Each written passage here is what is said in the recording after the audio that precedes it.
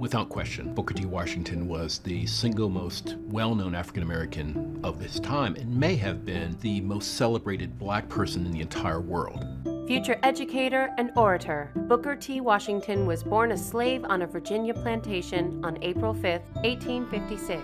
He had to work as a young child, and so he had to juggle hours walking miles and miles to school and then rush back to work.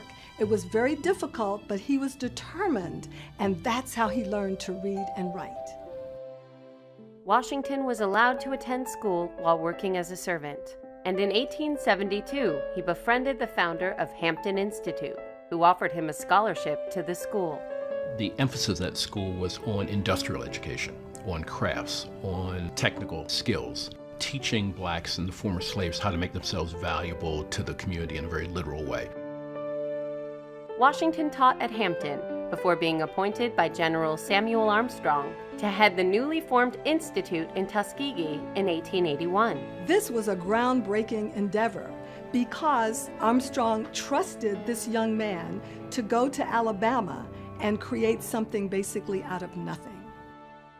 During the post-Reconstruction period, tensions between African Americans and Southern whites were at a fever pitch.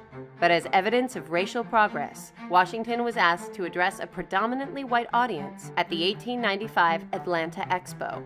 The speech turned Washington into a national figure. In 1900, Washington formed the National Negro Business League to promote the economic development of African Americans.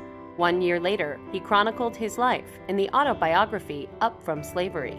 Booker T. Washington's autobiography was one of the most influential books published by an African American at the turn of the century. Washington urged African Americans to accept their unequal position in society, while secretly funding litigation for civil rights cases.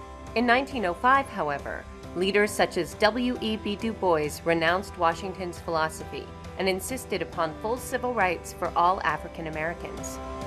There were people during Washington's time, and even now, who were very critical of Washington's racial politics. Washington was willing to trade political and voting rights for economic rights. And Du Bois and others said, that's too hard a bargain.